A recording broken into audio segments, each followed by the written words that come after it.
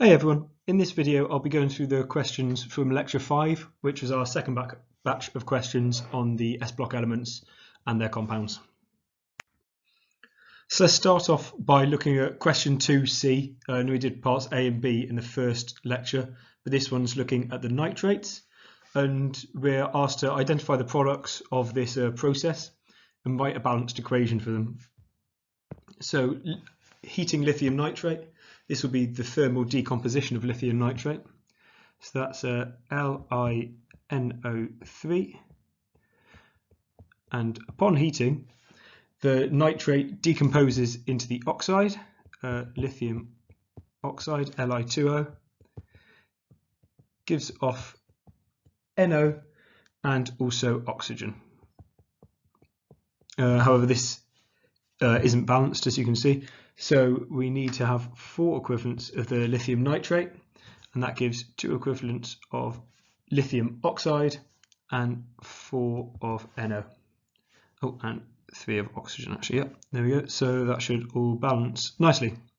Now, it's important to remember that lithium is the only nitrate that decomposes upon heating to its oxide like this. The rest of the group 1 nitrates decompose to the nitrites, and they have the general equation that goes MnO3 and then decompose upon heating. That's what the delta represents, to the nitrites, which is NO2 and water, oxygen even. So there's question 2 over with. Question 4 is another one that we skipped from last time because it was talking about things we hadn't looked at before, the nitrates and the carbonates. And it's out of these pairs which has the higher decomposition temperature. So the first one's looking at nitrates, and we've got sodium nitrate or potassium nitrate. Now with the nitrates, the thermal stability increases down the group. This is because the nitrate's quite a large anion and it's stabilised by having a large cation, and potassium's larger than sodium because it's further down the group. So for this one, potassium nitrate is the more stable. Therefore, it has a higher decomposition temperature. Then we're looking at the hydrides, lithium hydride and potassium hydride. So we didn't talk about the group 1 hydrides in group 1. However, we did talk about them a couple of videos ago when we were looking at hydrogen itself. And you'll remember that the stability of hydrides decreases down the group. And this is because hydrogen and the H- anion is very small. And if you have a large cation, there's weaker orbital overlap, so it's more stable at the top of the group, so we'll have a higher decomposition temperature, and therefore lithium hydride is the one that wins this time. And finally, we're looking at lithium carbonate and versus strontium carbonate. So this one's not just a question of big versus small, it's also got group 1 versus group 2 in it. Now we know that in general group 2 compounds are much more stable, they've got higher decomposition temperatures, and this is because they're 2+ cations, making an ionic structure with a 2+ anion, therefore they've got stronger ionic bonding between them. So in this case it's strontium that wins out, and strontium carbonate has the higher decomposition temperature. So question 6, I really like, is quite an interesting one. We're going to be constructing an enthalpy cycle and looking at why lithium nitrate decomposes to the oxide, whereas potassium doesn't. So this question is made a bit harder by the fact that the book isn't so precise in some of its language and actually gets something completely wrong. So I'll start off by highlighting those. The first one is that when we're looking at decomposing it from the nitrate to the oxide, in both of these cases, it's going to be the oxide with the formula M2O, like lithium's oxide. So we said all the way through that lithium has the oxide with the O2- anion, it's Li2O, whereas potassium makes an oxide with the superoxide anion. This isn't the case in this question, though. It actually wants us to use the same type of oxide for both of them. So I think they could have made that clearer. And the second thing is that in the book, the enthalpy change for the reaction of the decomposition of the nitrate, they've balanced it completely wrong. So I've written it here with the proper balancing, and this will make the question much easier. So let's start by building our enthalpy cycle. So we're decomposing the metal nitrate, so 4 equivalents of metal nitrate, to metal oxide, two metal oxides, with the formula M2O, plus 4 equivalents of NO and 3 of oxygen. And this we're going to call the enthalpy change of decomposition. And this is what we're interested in. And actually what we're going to be working out is 4 times the enthalpy of decomposition. And that's because we've got 4 equivalents of the nitrate decomposing. So let's do the rest of the enthalpy cycle. So first we're going to break up the ionic solid into 4 metal cations and 4 nitrate anions. And this is the lattice enthalpy, a positive value because we are actually following the definition of the ionic solid going to its gaseous ions. And it's actually 4 times the lattice enthalpy because we're starting with 4 equivalents of the ionic solid. Next up, we need to break up that nitrate anion into something useful. So we'll carry on with our 4 metal cations, but then we also create 2 O2 minus anions, 4 equivalents of NO and 3 of oxygen. Now you can see this is because up here we've got the equation for 2 equivalents of NO3 decomposing, and it gives this. So since we've got 4 nitrates decomposing, we just multiply all of these numbers by 2. So 1 becomes 2, 2 becomes 4, 1.5 becomes 3. And again, because we've got the value of delta H for the reaction for 2 equivalents, and we've got 4, we need to times that by 2 as well. So we've got 2 enthalpy changes of this reaction. And then finally, we need to get to our products. So we go up this way. The nitrate and the oxygen, nothing happens with them. We've already got our 4 equivalents of NO and 3 of oxygen. For all intents and purposes, these are gaseous. They could have just left by now. We're just looking at the reaction of these two. So we've got 4 metal cations reacting with 2 oxide anions to form 2 metal oxides. And this is, again, a lattice enthalpy, but this time it's minus, because remember we're doing the opposite of the definition now. We're taking the gaseous ions and making them into the solid. Not only is it negative, it's actually 2, I've run out of room to put that, 2 times, because we are making 2 equivalents of the metal oxide. Now we've got our enthalpy cycle, so let's start by actually writing the equation down the bottom here. So we want to find out 4 enthalpies of decomposition, and to do that we're going to just follow the arrows. It's 4 of the lattice enthalpies of the nitrate plus 2 of the reaction enthalpies of the nitrate decomposing minus 2 of the lattice enthalpy for the metal oxide being created. Now I guess the next step is to actually work out what the values for these are. And for that we're going to use the Kapuscinski equation as always. So we've done it quite a few times now, so I won't go into it in lots of detail because it would take too long. I hope you're comfortable calculating this yourself now. So here's the Kapuscinski equation. We've got the constant, the number of ions in the formula, magnitude of the positive and negative charge, and then the radii of the ions summed. So as I said, I won't run through it all. I'll just give you the values. So for lithium nitrate, this gives a value of 782 kilojoules per mole. Lithium oxide, it gives a value of 2,997. Potassium nitrate,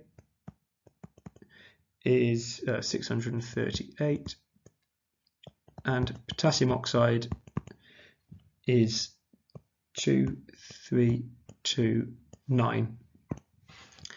So the only important thing to notice is how these change. So for the nitrate, nu is 2 because we've got the lithium cation and the nitrate anion, and these values are 1 and 1 because it's a 1 plus 1 minus. For the oxides it changes though. Nu is 3 because we've got 2 cations and anion, and the value of these changes. So the first one is still 1 because it's a 1 plus cation, but this is 2 because yeah, the oxygen is O2 minus, and that's why these values are really big. This is getting times by a lot more on the top. So now we've got these values, we can just plug them into our equation down here, and we see that for lithium, this gives a value of 4 delta of decomposition being 1454, and for the potassium case, this gives a value of 2214. Now I'm going to do a bit of magic because I haven't calculated what these are divided by 4.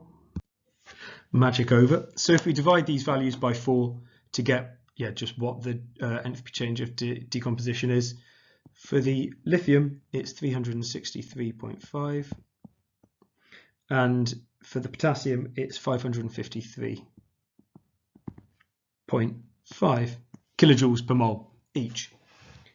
So how does this help us know why lithium will decompose to the oxide, whereas lithium nitrate will decompose to the oxide, whereas potassium nitrate won't?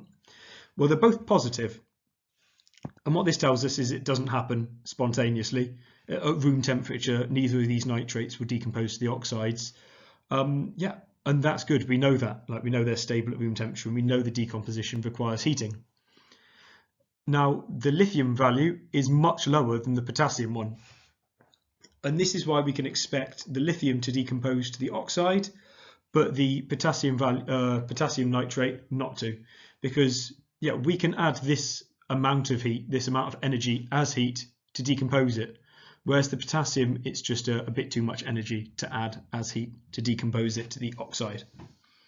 It doesn't ask it in the question, but I guess we could work out this very similar thing for the decomposition to the nitrite for the potassium, and you'd see it's a much lower value, and that's why it would go to the nitrite instead. So really hard question, but really interesting to get your head around. It really tests everything, like your Kapuscinski, you making these, all the stoichiometry. I realise it's a very long explanation. Probably quite a complicated one. If you have any questions on it, for sure, email me or ask me in the discussion session. So question 7's another one where we've got a number of pairs of compounds, and this time we're asked to predict which out of the pair of compounds is going to be more soluble in water. So if we refresh ourselves on what affects solubility, which sorts of ones are soluble or not, it all comes down to the size of the ions. So let's make a little table here. If you've got a small cation and a small anion, it won't be soluble. If you've got a small cation and a large anion, will be soluble. Likewise, a large cation and a small anion will be soluble. And a large cation and a large anion won't be soluble. So we need a mismatch in sizes for it to be soluble. And the reasoning behind this we'll be discussing in one of the later questions actually that asks about it. This time we just need to know this rule, and we can apply it to these pairs and see which is going to be more soluble. So in the first one, we're looking at lithium nitrate against sodium nitrate. Now the nitrate anion is a pretty large one, so it's going to be more soluble with a smaller cation. And now cesium's at the bottom of group 1, lithium's at the top of group 1. So lithium's the smaller cation, and with the large anion of the nitrate, it means that lithium nitrate is going to be the more soluble of these two.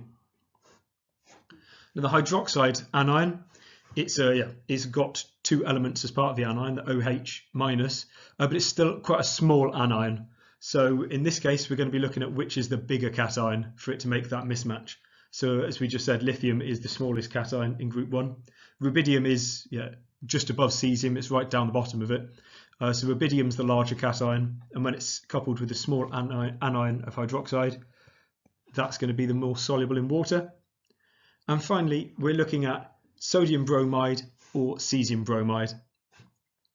Now in this case, the bromide anion is quite a large one. It's quite far down in the halogens, so yeah, quite a large anion. This time we're looking for the smaller cation, and as sodium is higher up the group than cesium, this is the smaller cation, and therefore sodium bromide is the more soluble of the two. So question 14 is the one I was talking about on the last slide, where it actually asks us to delve deeper into these solubility trends and explain in terms of Gibbs energies why some compounds are more soluble than others. So we've got four examples, or two pairs again in the question. So magnesium sulfate is more soluble than barium sulfate, but magnesium fluoride is less soluble than barium fluoride. Now I know we didn't actually talk about the sulfates in our talk on oxoanions, and you don't really need to know any of the chemistry of the sulfates for the course. I just thought I'd keep this question in because it doesn't matter that it's a sulfate, it's just acting as a large anion. So we still get to look at this Gibbs energy differences. So I've taken this table from the solubility lecture slide and the textbook actually as well. That's got an example of the insoluble ones, so the small combination and large combination are insoluble, and the small and large small are soluble. And it's got all of the Gibbs terms in here showing why certain ones are soluble and insoluble. So I think the best way to do this is to just match up which compounds in the question go in which box, and then we'll have our explanation in terms of Gibbs energies. So first off, we've got magnesium sulfate. So magnesium is at the top of group 2, so that's going to be the small cation. So and sulfate, as I said just now, is the large anion. So here we have magnesium Mg2+, and large anion SO4 2-. And barium sulfate is barium's at the bottom of group 2, so that's a large cation with a large anion. That one goes in here. So we've got a barium 2+ and still SO4 2-. So we can see here that the large cation, the large anion of barium sulfate is insoluble, and or at least less soluble than the small cation, large anion of magnesium sulfate, which is soluble. And in terms of the Gibbs energies, this is because with magnesium sulfate it's dominated by the hydration energy of magnesium cation, because Mg2+ is a very small cation. It's got a very high hydration energy. It's a large value and negative, so that dominates everything, makes delta G Sol negative, and therefore it's soluble. Whereas with the large cation, large anion, everything's a low value, but it is dominated by the lattice energy, which is large and positive. Therefore, delta G solvation is positive and the compound's insoluble. So now let's look at the other two. So this time it's the magnesium compound is less soluble than the barium compound. We're looking at the fluorides. The fluoride is a small anion. So let's put that here for each of them. And the magnesium is, again, small cation. And barium still a large cation. So this time we can see that it's the barium compound is more soluble, like they say in the question. Large cation, small anion is soluble. And this is because this time the hydration energy term of the anion is dominating. Fluoride anion is a very small anion, so it's got a very high and very negative Gibbs free energy of hydration. This dominates it, pulls the solvation energy negative, and that makes it soluble. Whereas this time the magnesium compound, both of the hydration energies are high, like we've seen for the other ones, the magnesium small cation fluorides, small anions. So these are high, but they're not as high as the delta G lattice. This is huge, and if you remember, that's because if we look at the Kapuscinski equation, everything's divided by a sum of the ionic radii, and if the sum of the ionic radii are very small, it's going to leave a very large delta G lat, and that in turn makes the solvation energy positive and the compound insoluble. And finally, question 18 is looking at beryllium and why it's an exception, much like we were talking about in the final video. So it's saying that beryllium compounds are mainly covalent, whereas the rest of group 2 compounds are predominantly ionic. What's the evidence for this, and suggest factors that contribute to it? So let's make 2 columns, or sides of the slide. Like, my handwriting isn't great in normal life, but writing on a screen is dreadful. Factors. But hopefully you can still read that. So let's start on the left-hand side. The evidence for beryllium being more covalent. Why is it an exception? So two of the things we saw, the way it reacts is different. So beryllium doesn't react with water to form a hydroxide, whereas the rest of the group 2 compounds do. Likewise, beryllium oxide also doesn't react with water, whereas the rest of the group 2 compounds do. And I think the most convincing piece of evidence, I guess, is when we look at the halide. So beryllium chloride, we talked about the bonding of in we talked about in one of the questions last lecture, is that this makes a polymeric covalent sort of molecular structure, whereas all of the other group 2 halogens or halides are discrete molecules. Magnesium chloride is just MgCl, it's some ionic salt, whereas this forms a polymeric covalent network. So there's a few bits of the evidence, and the factors that contribute to it. So there are 2 main ones that we talked about in the lecture. The first one is the electronegativity. So if you remember back to that periodic table that I put on the slides that had the electronegativity of each of the elements of the S&P block. Remember that beryllium is much higher than the rest of them, so it's almost 2, it's like 1.98 or something. So that's much higher than the rest of the group 2 compounds. And if you think of the triangle that we used in the second lecture to predict whether things are going to have a metallic bonding, ionic bonding, or covalent bonding, we had the average of the electronegativity down here and the difference in electronegativity on the y-axis.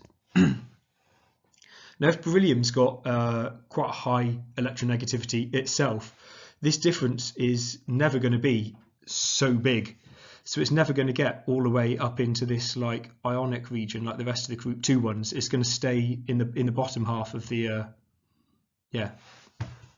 of the triangle. And then because it itself has an electronegativity of around 2, everything's going to be sort of this side of it. And then we start looking at this part of the triangle with beryllium, which is the covalent side of it. So the electronegativity is one big factor for why it's predominantly covalent rather than ionic. And the other one was polarizability. So beryllium 2+ is a very small cation, and small cations with large charges, small cation, high charge, are highly polarizing.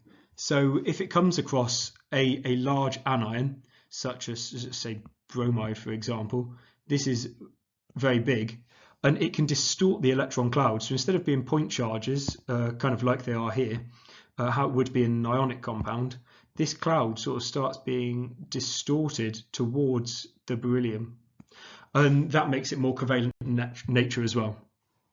So yeah, the two factors that mainly contribute to it: the electronegativity and the polarizing nature of the beryllium 2+ cation.